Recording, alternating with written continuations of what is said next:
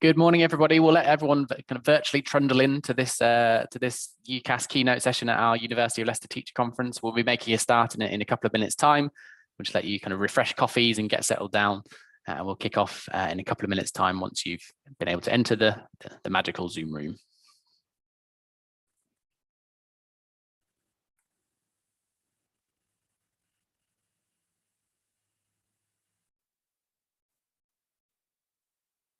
You can see the participant numbers increasing, so that's good.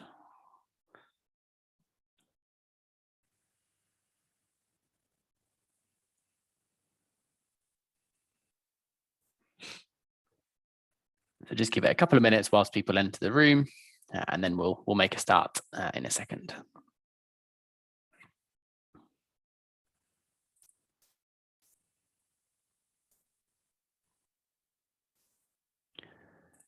Good morning to everybody, wherever you are in the UK or the world. It's good to see virtually everyone entering the room. So we'll make a start in a second. We're just waiting for people to kind of come through the virtual Zoom doors, and then we'll kick off with today's session.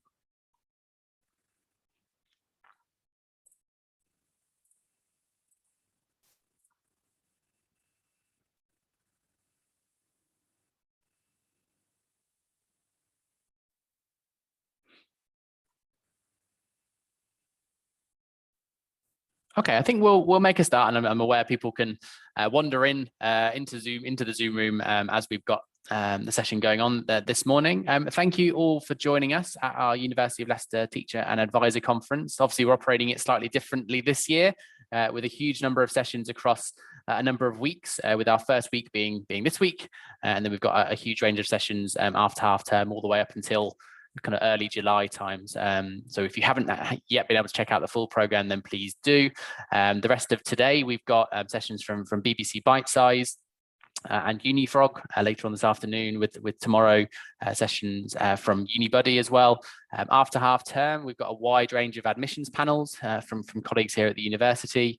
Sessions from the AQA on the EPQ, sessions and panel discussions around supporting white working class boys into higher education, and the infamous PQA discussion around that as well as a lot of support in early July for confirmation and clearing as well, to give you a kind of heads up on kind of what to expect and how you can prepare over the summer as teachers and advisors.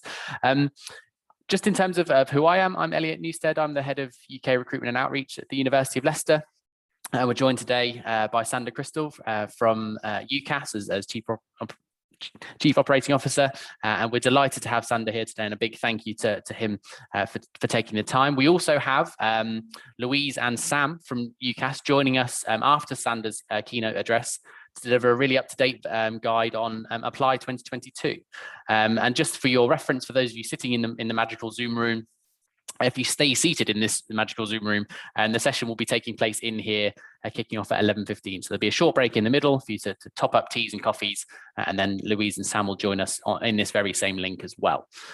In terms of how to use this platform, if you've not used Zoom webinar before, you'll probably see two two main functions at the bottom of your screen. The chat function, if you could try and treat that as almost kind of group therapy for the morning session. If you want to share how things are going, if you want to vent on how things are going, then please feel free. If you've got any specific questions for Sander or other colleagues at UCAS, for Louise or Sam, then please use the Q&A function. We can manage those accordingly and go through those at the end of the session. That's about it from me in terms of introducing how to use the session and what we're here for. I should also say, if you're watching this on demand, then hello from the future, and again, we hope you enjoy lots of the sessions that are available at the conference across the next few weeks or so. And also, if you'd like to rewatch this, if you're watching it live, then you can also watch it on demand afterwards. So that's it from me. Without further ado, I'd like to introduce Sander Kristel from UCAS, who's going to give us a kind of a State of the Nation address on all things UCAS. So Sander, over to you. Thank you, Elliot. Thank you for that introduction, and good morning, all of you, wherever you are. I'm in Shropshire today, and it's absolutely a beautiful day out here.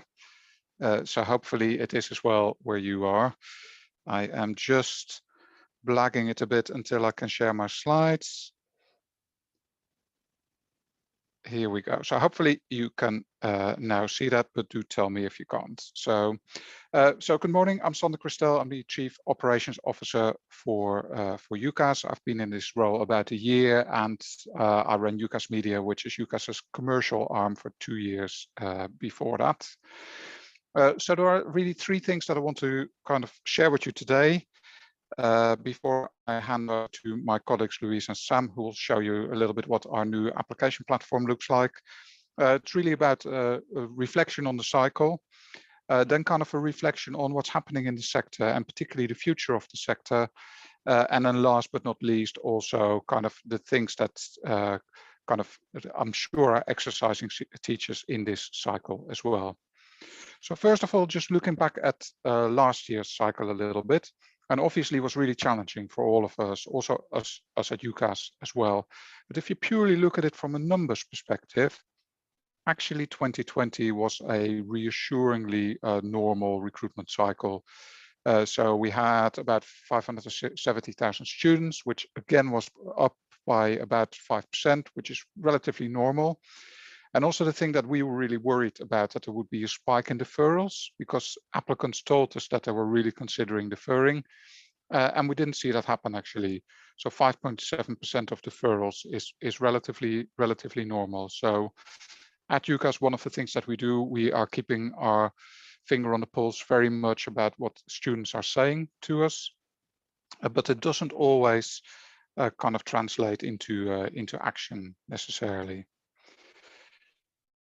When we look at the 2021 deadline, which obviously we extended by 2 weeks this year, when you look at that cycle, actually, I think this looks a little bit different to last year. Actually, we had an 8% increase, or actually over 8% increase in applicants, which is quite extraordinary increase actually over the last few years.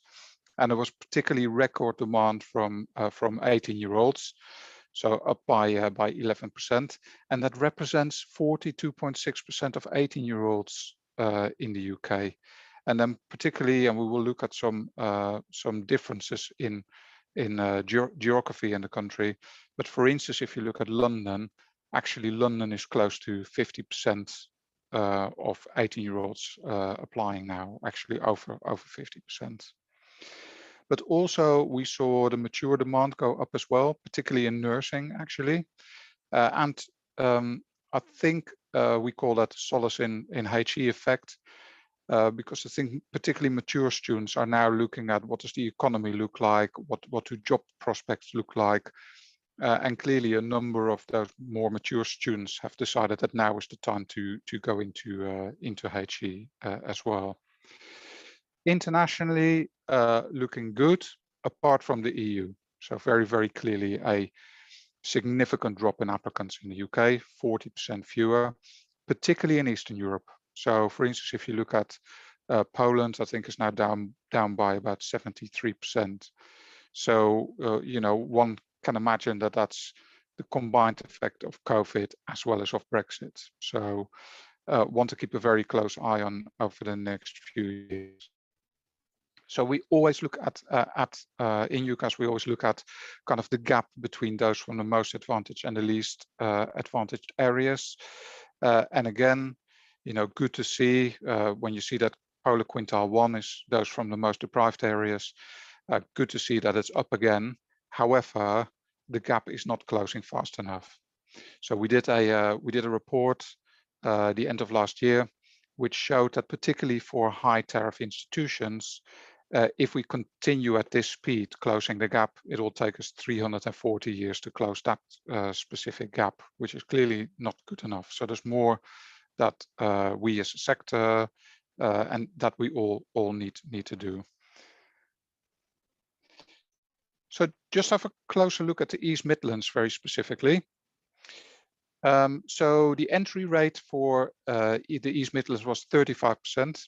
That's under the England average. The England average is about 38%, but still relatively strong. So kind of mid-pack. So if you look at the Northeast, it's 33%. The Southwest is 32%. So entry rate, clearly a big improvement from a number of years ago. but still lagging behind just a little bit with the rest of England, basically. And then where do these students go? I think this is actually an interesting slide. If you see on your right hand side, you see the difference between low, medium and higher tariff across the UK. And then when you look on the left hand side, you can see that in the East Midlands, it's very clear that proportionally more students go to lower tariff institutions in the East Midlands. And then acceptances by gender. It's still very clear that in the UK, female applicants, there's more female applicants than there is male applicants. But again, the East Midlands, the gap between those two is similar to the rest of the UK. So there's not anything that's specifically different there. And in this one, again, in line with the rest of the UK, but I still think that is noteworthy. So obviously in UCAS, we always ask people to disclose any disabilities. And the mental health, those that disclose mental health disability or challenges has significantly increased over the last 8 years. Now, that's clearly a combination between people feeling more comfortable in disclosing that I have a mental health issue, as well as mental health issues in general increasing, and particularly in times of challenge, i.e. COVID, we have to keep a very close eye on it. So when you look on the front line, the people that take the phone calls in UCAS, over the last year and a bit, they've been doing more of that pastoral care rather than just the technical kind of support, like what button do I press, where do I go, who do I ask. They've very clearly demanded kind of more of that real, I'm anxious about this, what do I do, who can I go to, etc. And I think it's fair to say there's appetite for change within the sector. And one of the reasons for that is that over the last probably 10 years or so, we've seen a downturn in the amount of 18-year-olds in the UK, but that trend is now reversing. So this year is the first year that the number of 18-year-olds in the UK has gone up. So if we project the demand, both the international demand as well as the increased number of 18-year-olds, we are currently projecting that by 2025, there will be 1 million applicants in the UK for higher education. So that will be up 40% more than 2020. And obviously, then when you look at universities and can the supply really keep up with the demand, then what you can see is that the trend is going to reverse, where at the moment the applicants are real consumers. They negotiate better deals with universities because universities want to fill the places. By 2025, that trend will have reversed, and actually there will be more competition for those applicants. So it is going to be really important that we give the applicants the right information, guidance and advice to be able to make the right decisions, but also that we look at alternative pathways as well, which I will talk about in a little bit. So the applicant population is clearly quite diverse in general. Also, and if you look at, for instance, qualifications of the 730,000 students that apply to UK HE, about 150,000 apply from outside of the UK, and about 400,000 UK students apply on the basis of predicted qualifications. And we know that predicted qualifications, there's clearly an issue in relation to predicted qualifications because they're always, in general, statistically, they are higher than those that applicants actually come out with. So when you look at all of that and kind of that sort of context and the willingness to change, the question really is now the time to look at post-qualification admissions? And we in UCAS are saying absolutely the right time to look at it, not necessarily to do it. So, when you look at when you look at those 1 million applicants with that kind of increase in the number of applicants, and you look at that potentially supply might not keep up with demand, then that's clearly going to be an issue for students from a widening participation background, so those from the more deprived areas.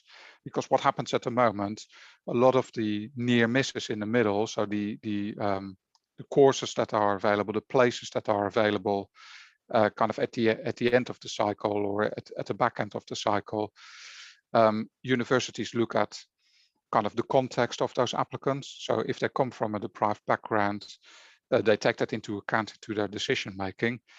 If the number of free places gets squeezed, then clearly that's going to particularly affect those from a widening participation background.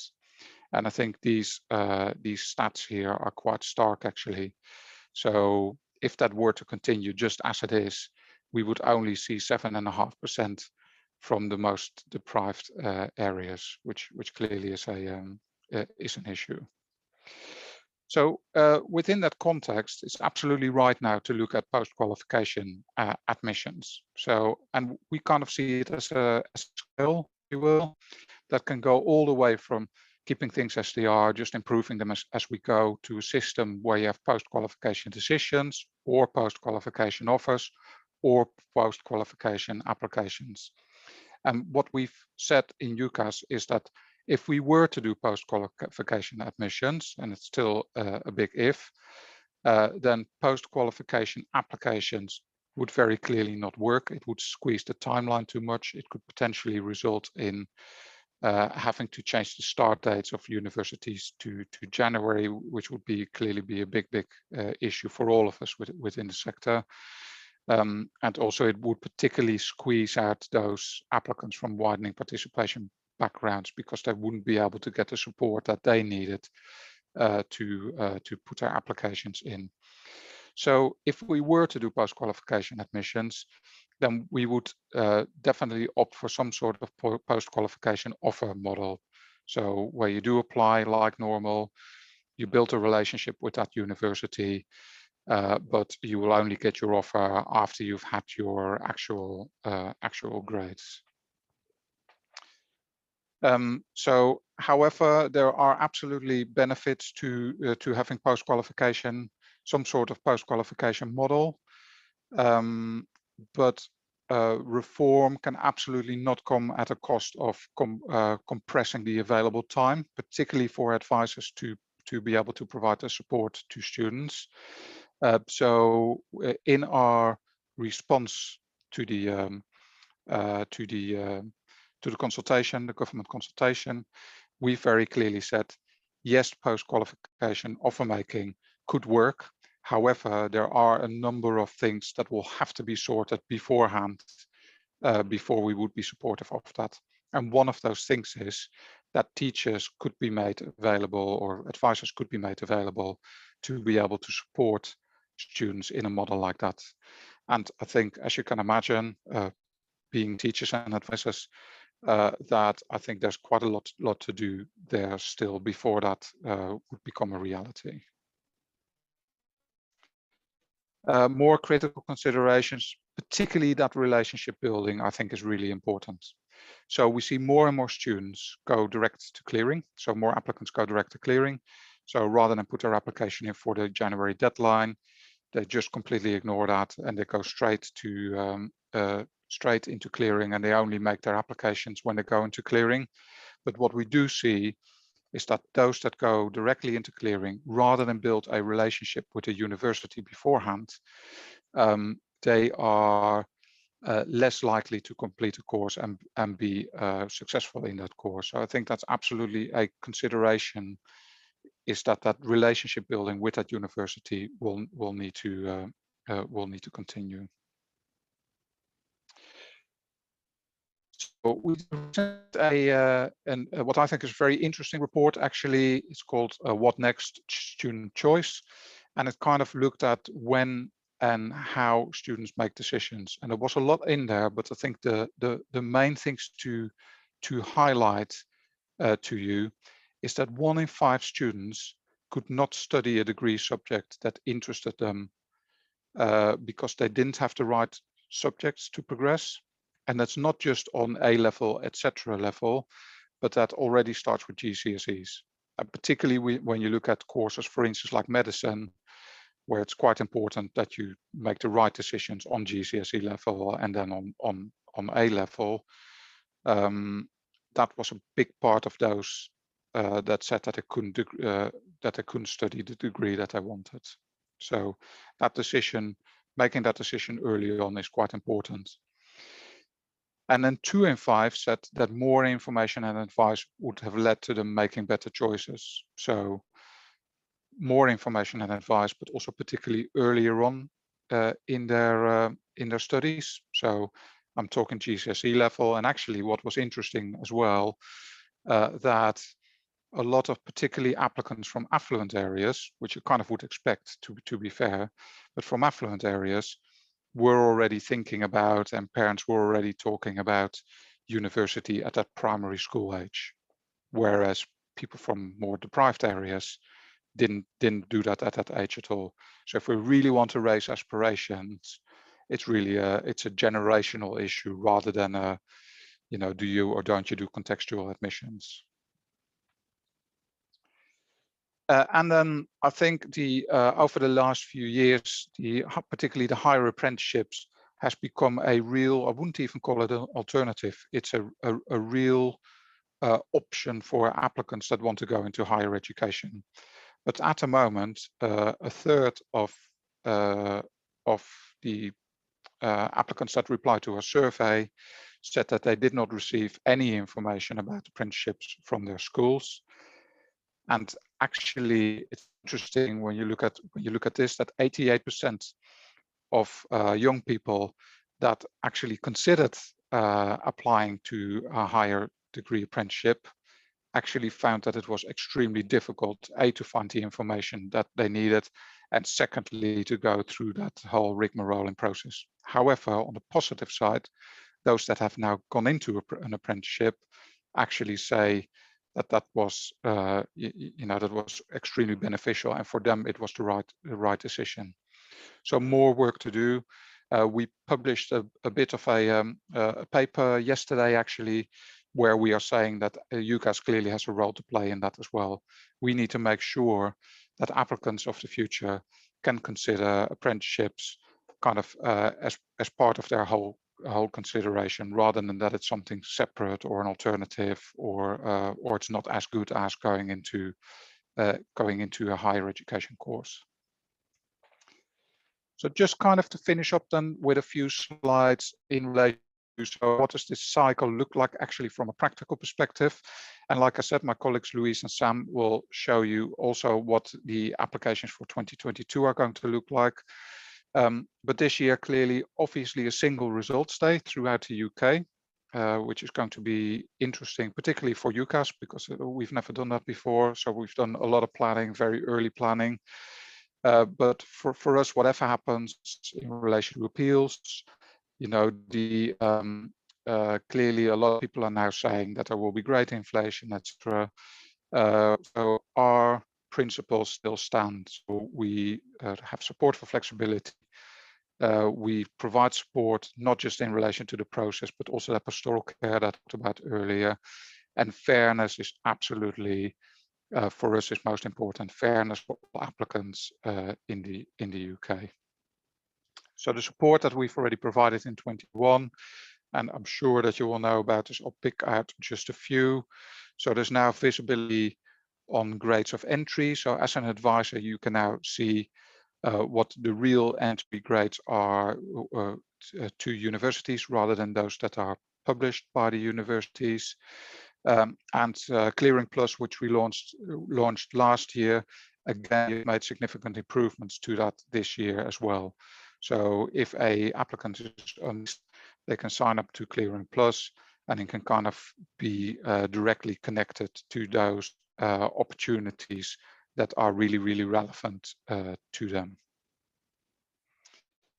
And then just to outline as well, UCAS particularly over the last few years, we've significantly increased what we do for you, but also what we do for students. So we put in place the UCAS Hub, which is now really the central place for students to go, where now, particularly for 2022, they can do their applications, but also they explore, they can search, the tariff calculator is there, access the accommodation platform. We now put an accommodation platform in place, and they can also access Career Finder from there. So that's where we publish jobs, but particularly apprenticeship opportunities to those applicants as well.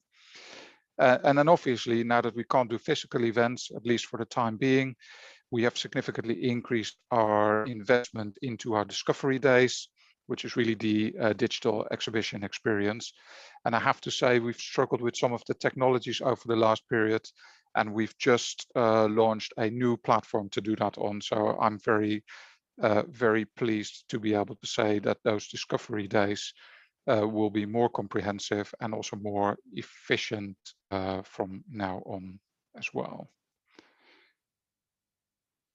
So next, well, for HE and for UCAS, really, it's all about COVID recovery, clearly. More diversity of delivery, so having more options for those applicants.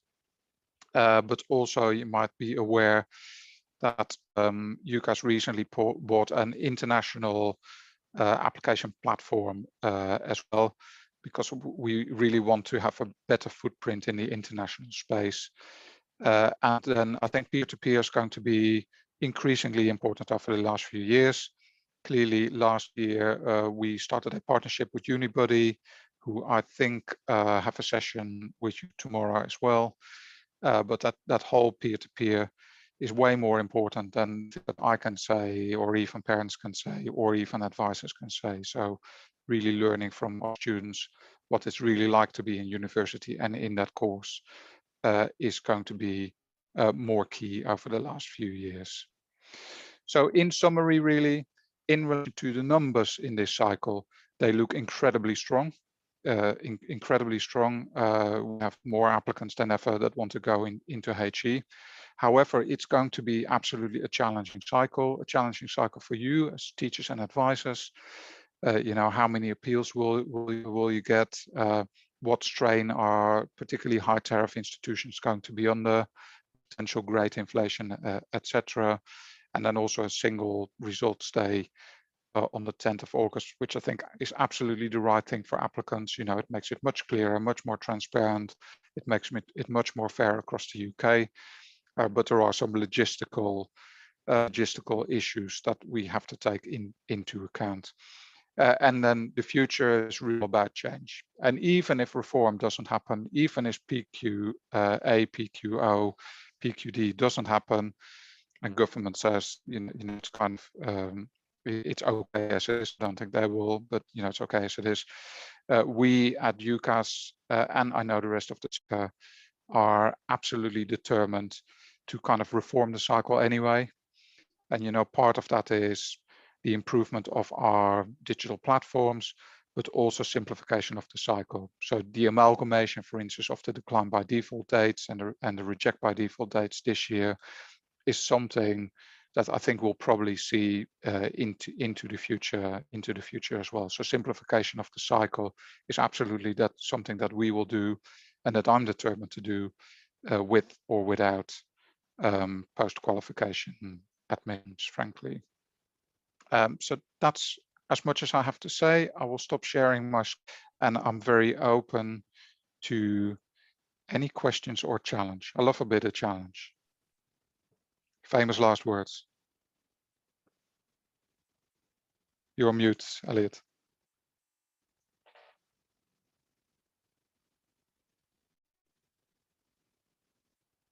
Now I'm unmuted. There we go.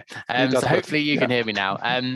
So yeah, thank you very much, Sander, for your really informative session, and I think a really good overview as to kind of the sector as it stands at the moment. And we've got some time for some questions. I can see there's one come in via the Q&A, or two come in via the Q&A, so we'll go through those. If you've got any questions at all for Sander, please do feel free to use the Q&A function And that's what we're here for today. We've got sort of 10 minutes or so to go through those. And then, as we said, we've got the session kicking off at 11:15 with Louise and Sam to go into the detail of Apply 22. The first question is from Carly. So thank you very much, Carly. And it's around PQO. So how would the PQO offer potentially work with medical, Oxbridge/early applications, for example? Yeah, so the exact detail is still clearly to sort out. And like I said, there are some challenges that still need to be overcome. However, I don't think it necessarily would change anything significantly for courses, but it would clearly squeeze the timeline. So the timeline would be a challenge for universities. I would still see where it's absolutely certain that an applicant gets into a certain course, that they could potentially be offered that early. So, or at least where the certainty that they don't get in, because I think that's all about the fairness. They will know early that they wouldn't get in, because then they have the options to look at alternatives. So, so it would absolutely the timeline, and that's something I think is a challenge to overcome before we decide on what a model would be. Perfect. Thank you very much. So we've had another question in from David. Thank you very much, David. And it's around clearing, everyone's favorite subject. So what are your expectations for how clearing will be? Do you think it'll be similar or different to previous years? I imagine it might not be the same as last year, but hopefully not. But what have you got any kind of thoughts, predictions of how that might kind of transpire? So first of all, I hope that we don't have any last minute left field things. After we made a lot of those decisions, because that was slightly not just for applicants, also for my teams as well, as I'm sure your teams. I think clearing is going to be extremely active. And I think it'll really depend on what happens in relation to the grades. If there is grade inflation, which some people are expecting, if there's grade inflation, you will see more applicants meet the conditions of their offer. So, more applicants going direct into their firm choices. But I think clearing will absolutely be more dynamic than it's ever been before.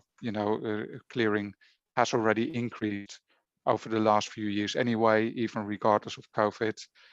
I think it will be, particularly for those high demand courses, clearly clearing will be, like I said, will be very challenging and demanding. I don't necessarily, unless there's something left field, I don't necessarily see the process of clearing itself change. But it really depends on how many appeals are there, universities confirm, and also in particularly grade inflation. Perfect. Thank you very much, Sander. And I guess from a university's point of view, we're all hands to the pump of kind of planning clearing operations at the moment and ensuring that the tech doesn't fail, but also that we've got kind of staff and also current student ambassadors on hand to kind of answer calls to students. And I guess the main thing is trying to get our heads around the fact it's a Tuesday, which is very exciting. And actually, if you want a more kind of detailed look into clearing and kind of how it works and how you can support students, as I mentioned at the start, we've got a session in early July, which hopefully will have as up to date detail as possible. That myself and Kathy, who leads our clearing operation from our admissions team, will be leading on both a big kind of beginners session and a more experienced advisors session. And just to emphasize, Elliot, also at UCAS, obviously, we are preparing for an extremely dynamic results day and also an extremely dynamic clearing as well. And that includes ramping up capacity on phones and ramping up technical capacity as well. Last year, what we saw literally on the morning of results day was absolutely extraordinary. We've never seen anything like it. We were preparing for seeing something that we'd never seen before, but it was over and above what we are expecting. So again, this year, we are doing some extreme planning as well. Is there particular advice you'd give for teaching advisors to kind of give to students initially about clearing, in terms of the things they shouldn't be doing, or even the channels of communication that you might have seen were kind of popular last year? Is there anything that they can be kind of advised? I'm just conscious that obviously I know some schools and colleges are kind of sending their year 13 cohorts off on their merry way at the end of this week. So any last minute tips that you can provide? Well, I think first of all, what we always say to applicants, which is really important for anxiety and mental health, etc., even if you don't get what you had hoped for during the process, don't panic. You know, every single year there's still tens of thousands of courses open in clearing, people are extremely successful in clearing. And clearing is not like when I went to university. Clearly in the Netherlands, where I'm from, we didn't have clearing, but at that time, clearing was a bit of a there was almost a stigma attached to it, like, oh, that person is in clearing. That's not the case anymore. Like I say, last year about 20,000 applicants got placed from direct to clearing, that were direct to clearing. So it's completely different now. Don't panic. Lots of courses are open. You don't necessarily need to 8 o'clock climb into the phones and ring somebody and panic, because they're available. And do use social media as well. It doesn't necessarily need to be a phone. Yeah, that's absolutely. I'd echo those thoughts, and I guess advising students that most universities, I'd expect, I know we are at Leicester, are kind of planning visiting opportunities as well throughout that week. Obviously, we'll go by government advice, obviously, but I think it's bearing in mind that standard advice of kind of keeping those few days free to kind of have a look around universities if possible. In terms of clearing, just one other question that I've seen come in is around, I guess, Clearing Plus. So you brought in Clearing Plus last year, and you alluded to it in your slides there. Is there any kind of developments with Clearing Plus this year? Will it be any different from the student perspective, or how do you see that kind of transpiring? Probably not from the student perspective. Maybe Louise can touch on that later in her later session. But particularly from actually provider perspective, they found it not necessarily difficult to manage, but it could be more effective. So we've done a lot of developments to make it easier for the provider, and therefore more usable for the provider, and therefore, they can be more responsive to those applicants that sign up to Clearing Plus. So I think students will find the responsiveness better than they found it last year in general. Okay, perfect. Thank you very much. I think that brings us to the end of the questions that have come in. So all I'd say there is to kind of round things off is a big thank you again to you, Sander, for coming along today. From sunny Shropshire to deliver the keynote address. It's much appreciated, and everyone at Leicester says a big thank you, and everyone in the audience, I imagine, is clapping furiously away at home with their coffees as well. So a huge thank you from us. As we've said, so we've got Louise and Sam from UCAS, who will be kicking off at 11:15. So we've got a half an hour or so to kind of reload on caffeine and get some emails done, or whatever you might be doing at home or in school or college. And as I said, if you want to share this session with colleagues, then it will be available on demand afterwards, as it had been recorded. So feel free to do so and spread the word about the other sessions that we've got coming up. If you're sticking around for Louise and Sam, we'll see you back at 11:15. If you're heading off on your merry way, a big thank you for attending. Enjoy half term, and we'll hopefully see you at future sessions at the conference. So thanks for now, and we'll see you back here at 11:15. Thank you all. Thanks, Elliot. Lined up for colleagues on the call, and I should also remind everyone that this is obviously it's a live session, but it will be available as a recording, so you might be watching this in the future, and if so, hello from the future. And obviously we've got a huge range of other sessions across our Teacher and Advisor Conference this year. We're operating right the way through from this week, so the 27th of May all the way through to the 7th of July with about 60 sessions, I think, in total. So if you haven't yet checked out the full program, then please do. I'm not going to speak too much more other than to say, if you are new to this call and you've not used Zoom before, how have you functioned? How have you quizzed over the last year? But also, if you'd like to ask us any questions, if you've got any questions for Louise or Sam, you should probably see a Q&A and a chat feature at the bottom. Make sure you use the chat for kind of group therapy and the Q&A function for actual questions, if you can, so we can kind of help kind of work out what the main topics of questions might be. I'm going to stop there, and I'm going to pass over to Louise. Louise, are you kicking off? No, it's me. It's a tag team. It's a tag team. Yeah. I'll pass over to Sam to introduce the session and see you all later. Well, I will just share my screen so that hopefully everybody can now see the slides. Please say if you can't, because obviously that would be unuseful for you. So hello, I'm Sam. I'm the Digital Learning Manager at UCAS, and hopefully you've been accessing some of the resources that we've put out recently to support you with the new undergraduate application. And I'll hand over to Louise quickly. Hi everybody, so my name is Louise Evans and I'm Head of Operations Transition at UCAS, so I have kind of a responsibility to lead the business forward as we respond to reform and all the things that are coming our way, but still have an element of responsibility for customer experience, which includes you as our teachers and advisors. So what we are going to do today, this morning, and just hoping that the slides are now moving on. We're going to run through a few things this morning. I'm going to focus on the 2022 cycle and talk about the application, some of the key changes that have happened and what you can expect, including, hopefully you've already seen it, but including some of the changes in the advisor portal as well that have come about as a result of the changes to the undergraduate application. And then I will be handing over to Louise, who will be discussing the 2021 cycle, so this summer, because obviously we know that things are still slightly different for you all this summer as opposed to normal, and again signposting throughout to resources and support that we've got available to you to help you and your students.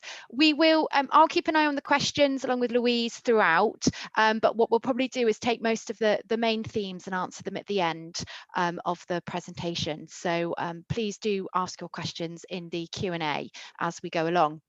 So hopefully you all know that the application form has changed. It went live on the 18th of May, so your students have been able to register and begin an application since then, and it will look really different for them. They won't know it looks any different because it's the first time that they've done it, but for you, obviously it is going to feel different. I suppose the main thing to reiterate is actually in terms of the process and the information that your students are providing, nothing's changed. What we have done is we've made the system more intuitive. We've broken it down. Some of you remember some of those big sections in Apply, such as the personal details sections, which was just streaming. We know students made a lot of mistakes in those, even though they were personal details, and it was quite a big section to do in one sitting, which is how a lot of you might fill that out with the students that you're supporting. And in a bit later, I'll show you where some of the key changes are between the sections in the application form now. We've also, through the redesign, improved the experience for the students and the user journey. And within that is a review of the help text. And we've taken on board lots of feedback. We've worked with students, we've worked with advisors in the changes that have been made to make the advice and guidance that's given within the application form really meaningful, and also so that it's there when they need it. The help text can be accessed throughout the application form by clicking on the blue question mark, and you'll notice this year hopefully that that's actually it hovers, so it will be there all the time when they need to see it, and it will also signpost them to further support and advice. We've also, through the changes that have been made some of these questions more intuitive. So for example, if you're an international student, you won't see questions that aren't relevant to you. If you're a UK student, you won't see international questions that aren't necessarily relevant for you. We've tried to really ensure that the students are taken step by step through the application, and where they need to provide more information, at that point, they're presented with it. Hopefully, that will mean that you don't have to explain to students why they need to maybe not answer that question or what a question actually means. So hopefully that will be a better experience for your students, and the feedback that we're getting so far is really positive, and we hope that you're finding that too. I do just want to point out there has been an increase in the application fee for 2022. So a single choice is now £22 and 2 to 5 choices is £26.50. Key dates for 2022 cycle, obviously I've left them up there so that you know when things were available to you. So a search went live on the 4th of May. You were able to set up your centre in the advisor portal from the 11th of May.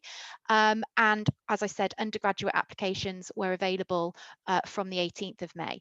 Your student won't be able to submit the application to you in your centre until the 8th of June. So just wanted to make you aware of that. And then pay and send for independent applicants will actually be the 7th of September, which is also the first time you as registered centres can submit your student applications as well. We've also going to be making updates to the conservatoire application, and that will be from the 15th of July, that will be available. So just I wanted to pull out a few key points from the undergraduate 2022 application form.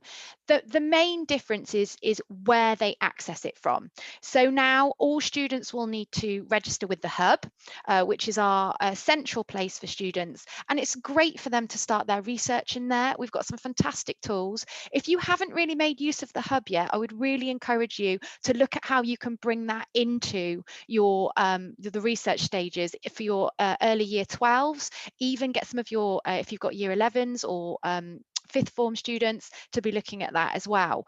But they won't be able to see that start tile for the application unless they're saying they want to apply in that cycle. If any of you have had problems seeing that start tile, it might be that you need to go back into your own preferences. So you may have signed up for your own Hub account. If your preferences are still set to see 2021, then you won't be seeing that start tile. And that's a little issue some advisors have had, who obviously have signed on to the Hub to have a look at what the students see, but haven't signed on as saying that they want to start a course in 2022. And you can easily change that by just going into your preferences, and you'll be able to change the year that you're interested in. One of the resources that we've got available to you is a pack of screenshots of the whole process, and we've done that so that you can include those in your own resources at the school or college that you're supporting in. We will be updating that screen pack on a monthly basis, so if there are any small changes to the user experience, we will be updating that. And we've just updated that screenshot pack to show you exactly where you would change the preferences. So if you or any of your students are having a problem seeing that start tile, please access that, and there's a link in this presentation as well, but it's on the 2022 cycle toolkit on ucas.com/advisors, but I will mention that again later. So that's the main difference, is that they will start on the Hub. When they register with the Hub, they have to fill out a really short form. That is not linking them to your centre. That is just them saying, I'm registering for the Hub and this is what I'm interested in. They will only link to you as a registered centre at this stage. So they will click on that start tile, and then it will take them to the other the linking screenshot that you can see, and that's where they will enter their buzzword. And that's the exact same process as it's always been, the use of your buzzword to create that link. But it will be at that point, when they press start on that tile, that they are registering with you, not just through linking into the Hub. Once they've logged on, this is the new visual that they will see, and I hope that you agree. It's really clean. The tiles will help them to be able to process through the application form more seamlessly. At the top, they will have this applicant status bar, and that will keep a track of where they are in the application process. And we've had some really great feedback on that to say it's really useful so that they know how much they've got to do. They'll only be able to submit at the point, obviously, that they have got that 100% and it's turned green to say that they can submit. They'll also be able to see there that they are linked to you. So you can see applicant linked to UCAS Cheltenham. That's obviously just the example. It would say your registered centre name in there. And at this point, when they let me just go back, sorry. At this point, when they enter the buzzword and go through that linking process, they will be able to choose a group. So if you have set any groups up in the advisor portal, they will be able to register for the group that you'd like them to be in. There is the option to say, I don't know. And at that point, they'd go into your default group. If they don't choose a group, that's where they'll be, the default group, and you'll be able to move them on the advisor portal as you've always been able to. Okay.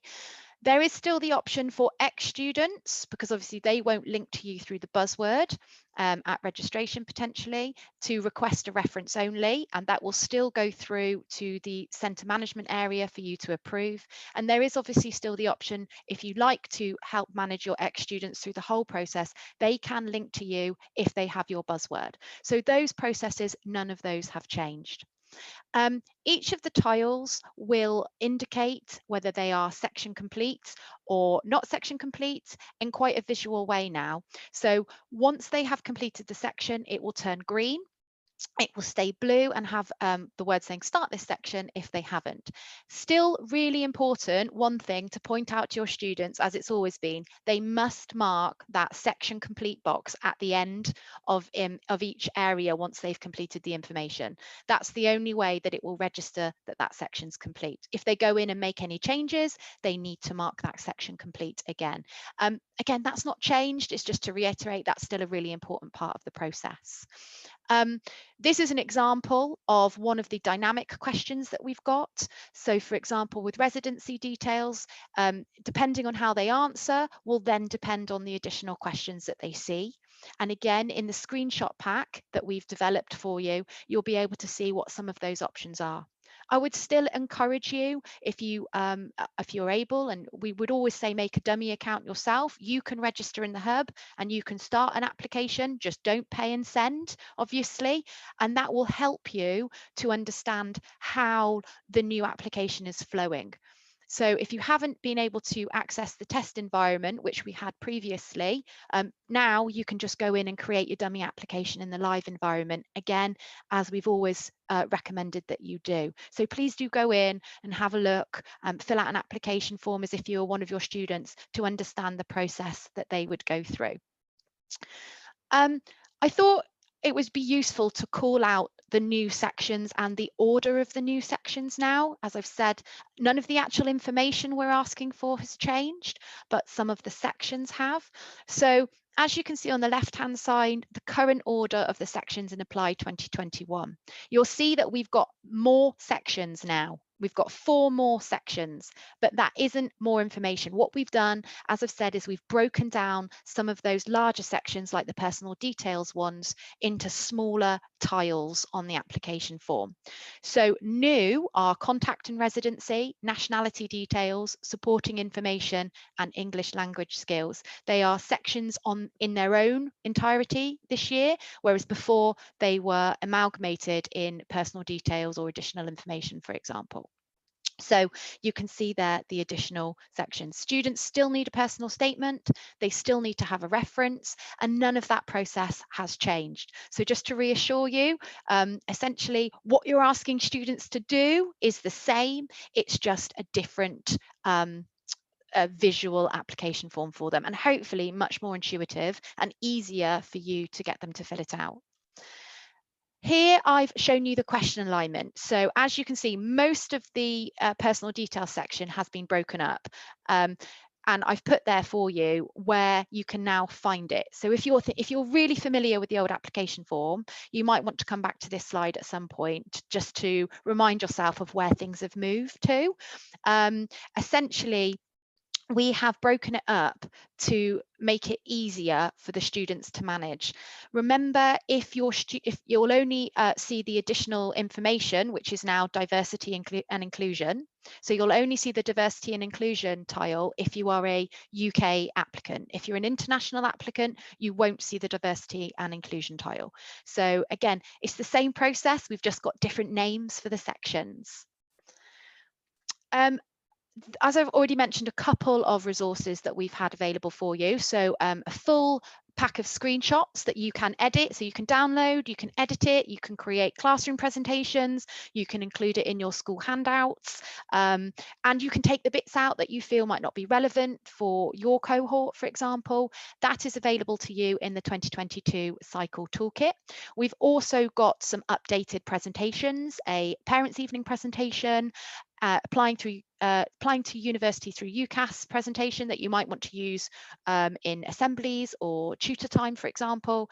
And we've also got a Making the Right Choices presentation, which can be useful, again, to share at careers evenings or edit alongside the parents' evening presentation. All of those are downloadable and editable as well.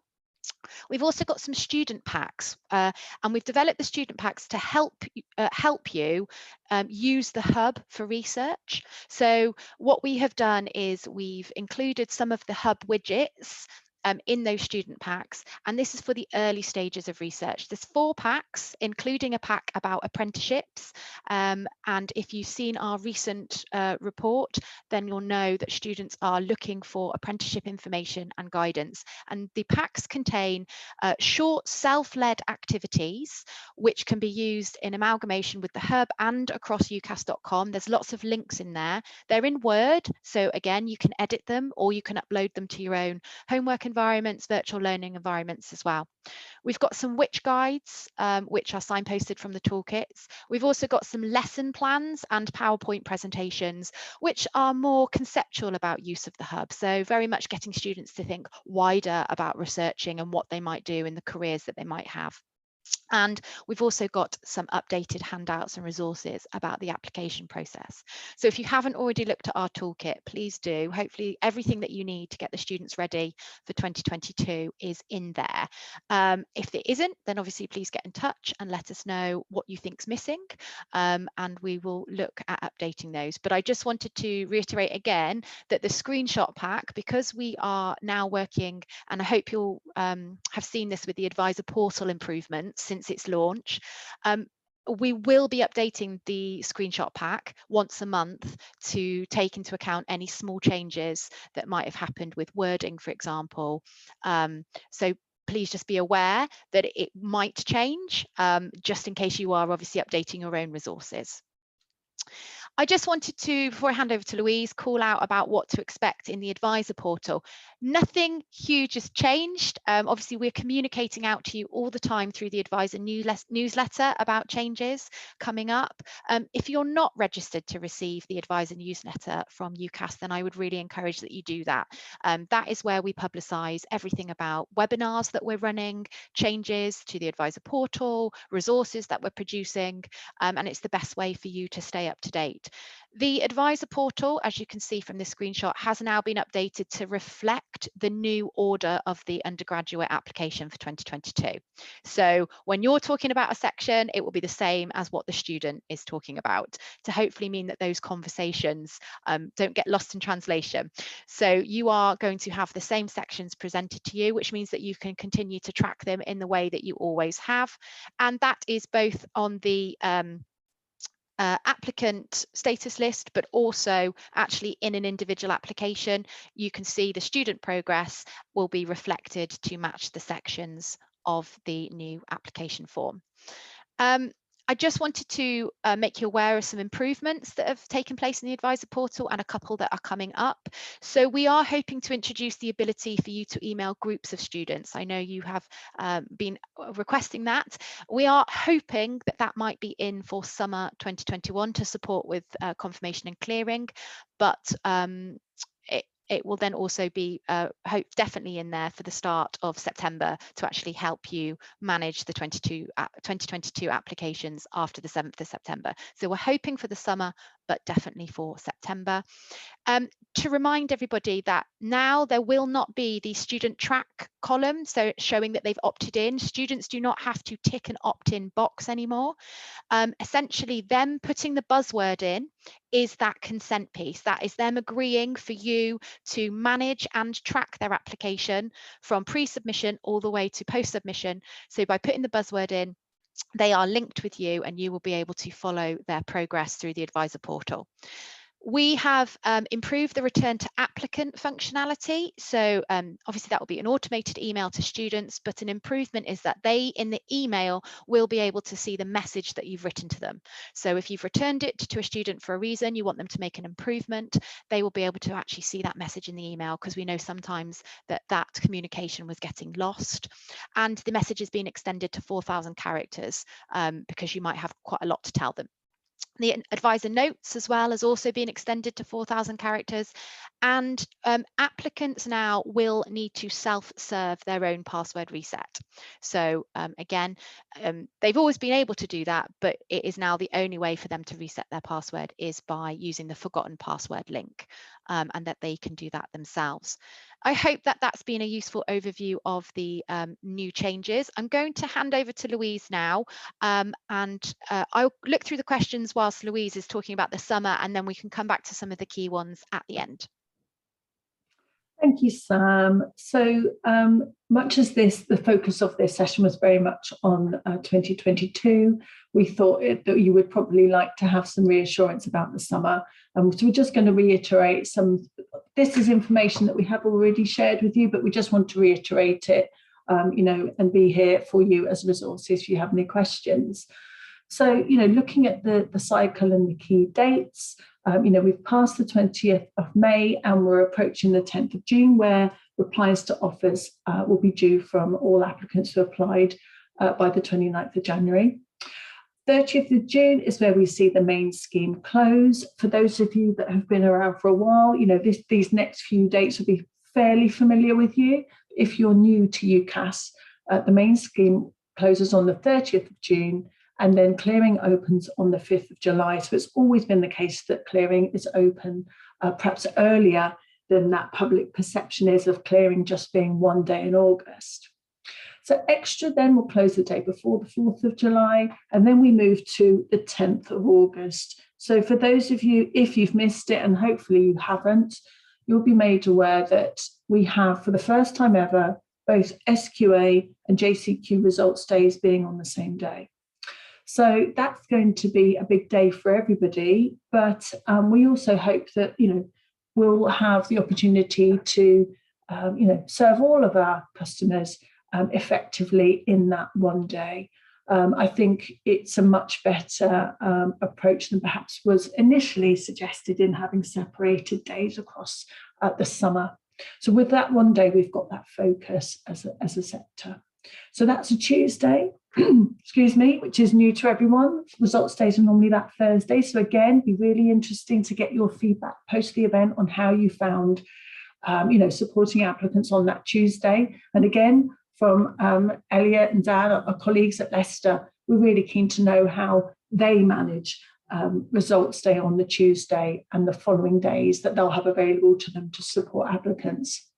So on the 12th, we have GCSE results. And again, first time ever, we've had, the big SQA and JCQ and GCSE results being in the same week. And again, will be interesting to see how people find that. And I think the one thing that we're pleased about is that those applicants who have got both results coming in on both, for both means, have that information quickly in front of them, whereas normally they've got that delay while they wait for their GCSE results. So the 7th of September is that advisory deadline where we ask our providers to observe that they wait to accept all the conditions from applicants by that date. That had been in previous years the 31st of August, but as you'll recall, last year we moved it out to 7th of September, as we are doing again this year, just to give some time for appeals if there are any. I imagine there'll be some. What I mean is, to accommodate appeals. And then the 21st of September is the last date where new applications can be submitted. So somebody deciding they've got the best results they could ever imagine, haven't applied before, they can apply up until the 21st of September. And then the 19th of October is when clearing closes. So thank you, Sam, if you could move on. Thank you. So Decline My Place, for those of you, again, who were here last year, we introduced Decline My Place to put applicants in the driving seat if they decided they no longer wanted to go to their firm, to enable them to move off onto another option. Decline My Place will be available from the 5th of July, as in the day that clearing opens. And it's, just to enable applicants to, to have that choice to move elsewhere if they'd like to. And as in previous years, we will also at that point be asking them why they want to do that. And they'll have to go through a number of different steps just to make sure that's what they want to do. Because it is a big decision. Some may have actually decided now that they're not too sure about where they want to go, but we don't want any knee-jerk reactions. So there is a stepped process. So it's not decline my place and you're out. There's a stepped process of questions that we ask them before they get to the stage of going into clearing.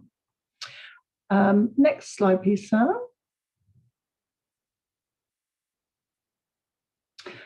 And Clearing Plus, both there again this year. So we introduced Clearing Plus last year as a means to enable those applicants who've been unsuccessful to have a lot more support than they may have had in previous years. So last time I was on a session like this, we were asked what's the difference between Clearing and Clearing Plus. So Clearing is, the means to which an applicant can look for other options when they've been unsuccessful and they're not placed, or indeed if they've decided to apply post 30th of June, they immediately go into clearing and they have the opportunity to look for options. And that's very much self-serving. I'm going out and I'm looking through all the different means to find opportunities. Clearing Plus is something that we created last year where we're enabling applicants to access suggested matches that they may want to consider based on a number of different data points that we've taken from their application. So we can see, the type of institution they're interested in, the types of subjects. So we create a set of matches for them to see, and you can see that there on the slide. So they can see the matches, and if they choose to, they can add a clearing choice. Big news, in case you haven't seen it, the clearing choice can be added from the 14th of August. That's not true. It's 2 o'clock. Just been confused there by the digital number. 2 o'clock on August the 10th. So just to give some clarification as to why it's 2 o'clock. So as I said a couple of minutes ago, this is the first time we've ever had SQA results and JCQ results on the same day. Each of the awarding bodies manages the timings of those days very differently. So where in the past, if you were a Scottish applicant with SQA results, you could add a clearing choice from 10 o'clock. If you're a JCQ applicant, you would add a clearing choice from 3. We've brought them together for a time of 2 o'clock. And that's something we've only just announced this week. So please do. We'll obviously be sharing that through every channel we can, but please do pass that on to your applicants. Next, please, Sam. And another change of time. So the results embargo. So the results embargo is the embargo between UCAS and the awarding bodies. So we're very aware that you as schools, teachers and advisors will have an embargo yourselves between the awarding bodies, but this is referring to the embargo between UCAS, the awarding bodies, and our university and college friends, our providers. So just to be really clear, again, because for the first time ever, we've got SQA results and JCQ results on the same day, and previously the results embargo lifted at 2 different times, we've come to a compromise and the result track will open and the results embargo will be lifted at 8:30 on the morning of Tuesday, the 10th of August. So as you can see there, previously it had been 9 in Scotland, 8 in the rest of the UK, but from the 10th, on the 10th, it will be at 8:30 in the morning. So just to make that clear to everybody. So up until that point, that's when track will go live and everybody will have access to the information that they need. So next slide, Sam. So one thing that we know that you have found very valuable, and we're always really pleased to give this information to you because we know it does save you a lot of time. All those years when you would be beavering away on that Wednesday before the previous results days on the Thursdays, trying to ascertain who was placed and unplaced. We will be sharing with you the unplaced applicant email once again. So UCAS will share that with you with registered centres. It's a static report, just to be really clear. It's a snapshot, a moment in time of your unplaced applicants to enable you to prepare for results day. So the information is sent to you, and that is, again, that embargo is really important to us. When we send that to you, you must not share that with applicants before that information before 8:30 in the morning on results day. And very importantly, you must not use that information to contact providers out prior to that 8:30 window, because they're very much bound by their embargo agreement with us, and therefore they also cannot talk to you about results prior to that time. So we're really pleased that we've got permission from the awarding bodies to send the unplaced applicant email out to you at 7:30 if you're in England, Wales and Northern Ireland. But we've been given permission by JCQ to send it to you earlier. So you've only got an hour, but you have got an hour. And then for those who are outside England, Wales and Northern Ireland, so our Scottish centres, they receive that information at 8:30. And again, that's been something that we've agreed with SQA.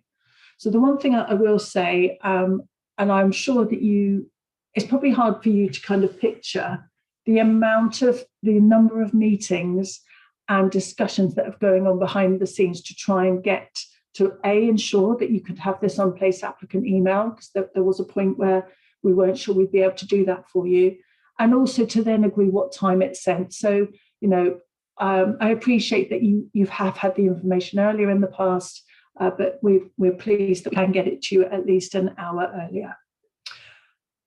So thank you, Sam. So appeals, again, I can't really explain the number of meetings we've had with awarding bodies. My colleague Peter Derrick has been quite the busy man over the last few months in trying to do as much as we could to enable a unified approach to appeals.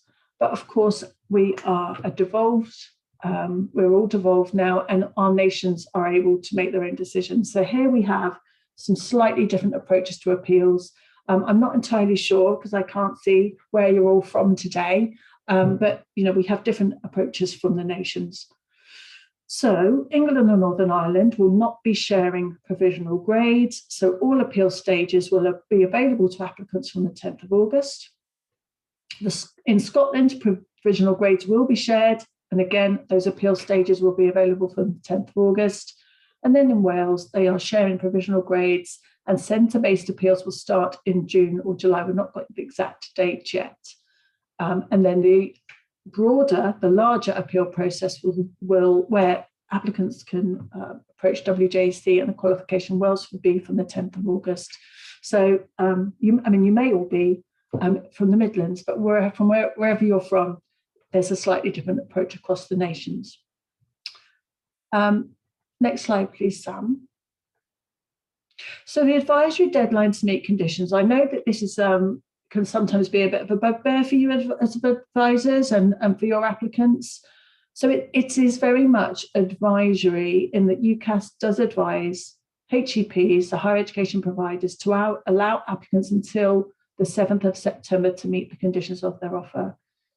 So I just wanted to reiterate, it is advisory, and it's something that we very much try and persuade them to do. But all of our providers are autonomous bodies, and if they're not able to do that, then sometimes they will take a different approach. So just the message to you is, yes, it's something that UCAS very much does try to ensure happens, but it's really important that if an applicant does find themselves in a position where they're not able to meet the condition of their offer until later, that they do get in touch with the university or college to let them know that that's the case. So whether they're appealing or there's an issue with something that's missing, please do make sure their preferred university college is aware of that situation, so that they can then, obviously keep them in mind and support them as much as they possibly can. But just really wanted to reiterate that it is advisory, and if you find yourself in a position where a provider is not sort of abiding by that advice, that's something you have to approach the university about. So the autumn series. So last year, we'll all recall there was a big autumn series. We're expecting that to be the case this year again, but only in England. But just wanted to make it really clear that where last year we allowed applicants to have 2 live applications across 2020 and 2021 cycles, that was a one-off, and that will not be permitted moving forward. Last year we were very much trying to support those applicants who, particularly independent applicants, found themselves really stuck between a rock and a hard place, and we felt that we had to do something to support them there, particularly, and those who are in a similar position for other reasons. But we are moving back to our business rule of that not being permitted. It's just to make that really clear to everybody. So as you may well know, we offer regular webinars for advisors, and we also have the newsletter. I posted a link to the sign-up sheet in the chat for anybody who's not signed up to our newsletters. They come out on a monthly basis. So the webinars we found to be an incredibly efficient and an effective way of getting as much information as we can out to our advisor customers, in one shot. We always record them, so if you're a centre, you get sent the recording automatically. If you register and you're not a UCAS centre, you will get sent the recording. So please do, sign up to the newsletter, then you'll get all the information you need about when the webinars are taking place. I believe, Sam, we've got I can't remember. I think we've got one more coming our way, haven't we, for advisors, I think. Yeah, we've got a few coming up over the next couple of months, and we'll be hopefully pushing what those are out in the June newsletter as soon as we can. And we're also looking at a way that we can centrally hold all of the advisor webinar recordings as well, so that if you weren't able to attend, you can access them. At the moment, you can access some of the previous ones on our professional development portal, which is called www.pdp.ucas.com. I'll put the link in the chat in just a second. And we've got some of those hosted on there. On the professional development portal, we've also got a number of online e-learning modules as well. So we've just released one to support the new application form. So if you haven't logged on, please head over to pdp.com. If you've already got a UCAS registration, so you're already on the advisor portal or you've already logged into something, you'll just need to use the same details. If you haven't, then you'll just need to do a quick registration, but it doesn't take very long at all. And we've got, as I said, an e-learning module all about the new application form. We'll be releasing one about conservatoires as well. And we've also been updating the resources over the last few months. So we've got a whole host of introductory modules. We've just updated the hub module. That is about imminently going to be launched. I can't give you an exact date, but imminently, like by the end of the week, I'm hoping, but don't hold me to that, maybe next week. And we've just refreshed that module to include links to the student packs and to give you a bit more of a walkthrough. So if you've got any staff that you're working with who are new to supporting UCAS as well, I would really recommend you go on there. All of the modules are free to advisors. And we would welcome any feedback if you do take any of those as well. So 2 places to look out for. I will put the link to the PDP on the chat in just a second. Another resource that I wanted to mention, we've just confirmed that our discovery days, we ran a series of events, discovery events in March, April and May. Hopefully your students took part. They were very well received. They're all available on demand until June the 4th. So if you had any students that weren't able to make that, they can actually still register for those historic events and access all of the content on demand.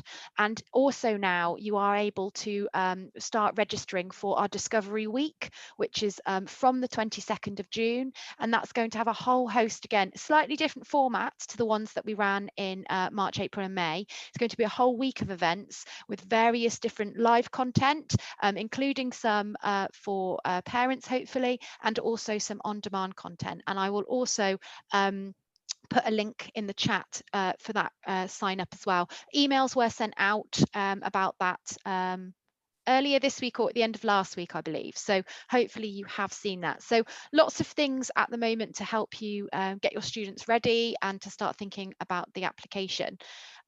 We've had a few questions come in, so we've answered a number actually on the chat as well.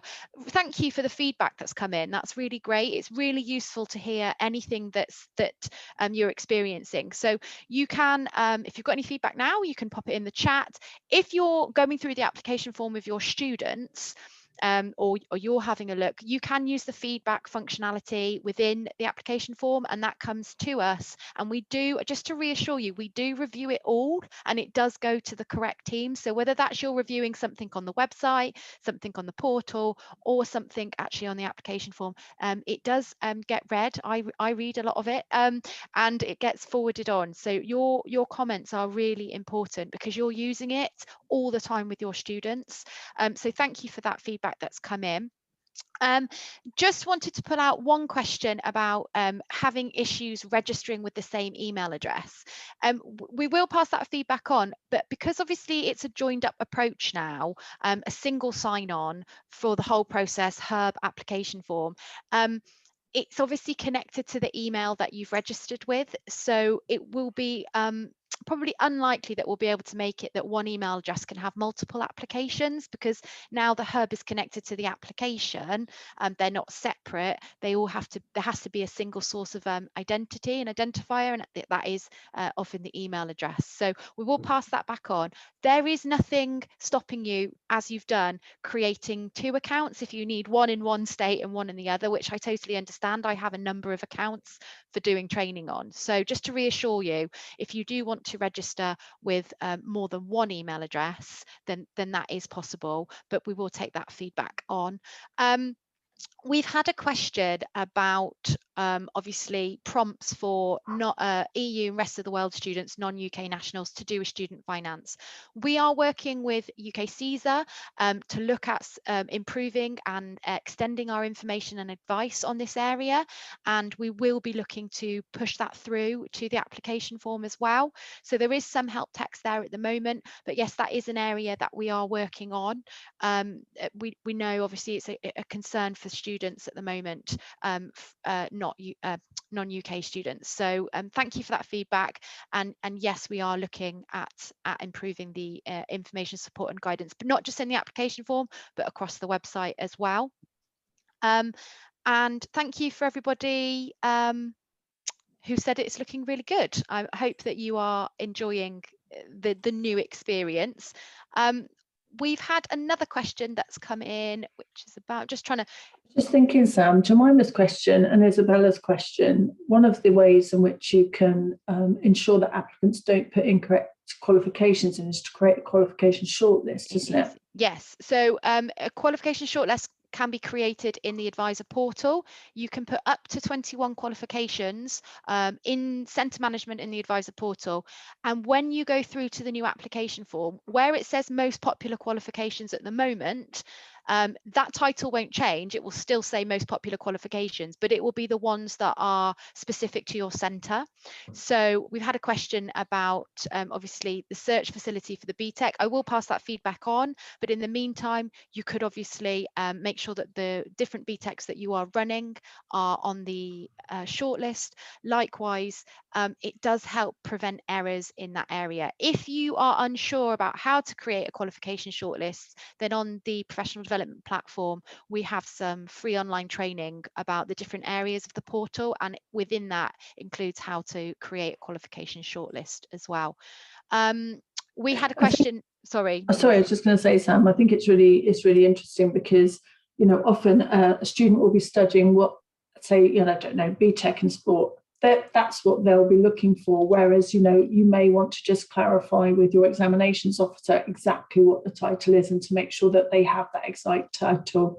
You know, if they talk about their subjects and, you know, they've shortened it down, they won't necessarily appreciate that the qualification might be likely is a much longer title as well. Also, we have had feedback recently, obviously, about the search facility with the qualifications, and it's just to remind you that at the moment, in order to search for A-level, they have to be quite specific in how they actually input A-level. That has been taken on board as feedback, but for the moment, just to make sure, and actually in the application form, we have written how it should be. So it's A, small space level, I always forget, and and it would actually, we often have it as GCE, which is the formal title of the qualification. So it has been feedback, we have taken that on board, but it won't change for right now. So that's just to remind you, if your students having issues finding A levels, it might be just to double check how they input it. But actually how they input the qualification, that information has been taken, it hasn't changed from Apply. So we know it's not necessarily the easiest search tool at the moment, but just to keep going with it, reminding your students about the importance of the education section, checking with the exams officer, and also setting up those shortlists is really useful. I think we've just had another question come in. Okay, great. Thank you, Katie. That's some really useful feedback. We'll pass that on about inputting pending. I think that's just a really good point, actually, is to remind your students, if they haven't received their qualification yet, then they need to input it as pending. We still get lots of occasions when a student's put in, hasn't put in pending, and that is if they haven't received it. With your ex-students as well, who are either coming to you for reference only or linking to you for a full application, it's just to remind you that if they link to you for full application, then they will, if you receive any reporting from us, then they will be included in that reporting as well. So just a reminder on that if you are supporting any ex-students through the whole process. Thanks, Liz, for your feedback. New student portal's great, friendly and intuitive, and the hub is excellent too. Yes, that's what we want. We want one place for the students to go. So I'm really pleased to hear that feedback. That's what we've been working towards. I am just going to grab this last link whilst I'm trying to talk. So I'll hand over to Louise for final comments so I can get the link put in the chat to the training. I just suddenly thought, did we mention how my application and track are now combined? No, not specifically. No, I ran through that part. So yes, there is just one journey for the students now. So there will not be a separate track. It will all be in the same area. So one login to access everything that they need. So once they've submitted to you, it will be the same area, and that tile, that card on the hub will update. So it will show all the way through. We didn't want to put loads of screenshots in this presentation because we didn't just want to show you all of it. But on the screenshot pack, there is an example of how it will show once it's been submitted, and they will just log into the hub, go onto the same card, and that's where they will essentially review all of the offers, and that's where they will track the decisions coming in as well. So they don't have to now have one login for apply and one login for track. It is just one login. So nice and simple, and the tracking element will visually look exactly the same in terms of feel as the application part. We will be launching, ready for September, at the point that students might be receiving offers. We will be launching another support module for you as advisors to understand how the tracking offers and decisions element might look for a student as well. Thank you, Sam. Okay. I'll let you find your link. I just wanted to reiterate that because I know for a long time that's been something that applicants have always been really confused. The number of calls, I couldn't tell you the number of calls we have about students being confused between apply and track. It's probably 20% of our calls are around them getting confused. So for us, it's a fabulous efficiency. For your students, hopefully it's much simpler, and for you too. To know that you just send them to one place and that's where they stay for the next kind of 18 months as they travel through their UCAS journey with us. So we're really pleased about that. So I think we're going to have to wrap up. I've just seen there's one last question from Jemima about the fact, what's the responsibility of a teacher advisor for checking qualifications? And, I think that's something that's, down to the centre. You have the opportunity within Apply to confirm, or within the application, that you have checked the qualifications. And some people choose to do that and to clarify that, and some don't. I think it's reassuring for the applicant to know that they have been checked, but you're not obliged to do that. Obviously, once that tick box has been checked, we at UCAS and the applicant and providers will therefore have expected that to have happened. So just to clarify that for you, Jemima. Dan's appeared, which I think means it's time for us to go. Well, thank you so much for that session. I know that there were some of my team members were on there frantically stealing some of your content to include in our own guidance as well. So it was really useful for us as well, and hopefully for all of the audience, you found it useful today. A huge thanks to Louise and Sam for giving up your day, and sorry you haven't been able to come to the Leicester campus to join us today, but next year we'll get you back, and we will supply you with biscuits, I promise. Thank you. But I've just put the link for booking onto any other sessions. So if you do want to book any more, we do have some more sessions. We've got the experience of a current student that does placements and field trips. We've also got BBC Bite Size later on. And finally, later on, we also have Unifrog giving us some updates as well. So huge thanks again to Louise and Sam from UCAS. We really do appreciate your time. And we look forward to seeing all of you very, very soon. Thanks very much. Thank you. Thank you. Cheers, everyone. Bye.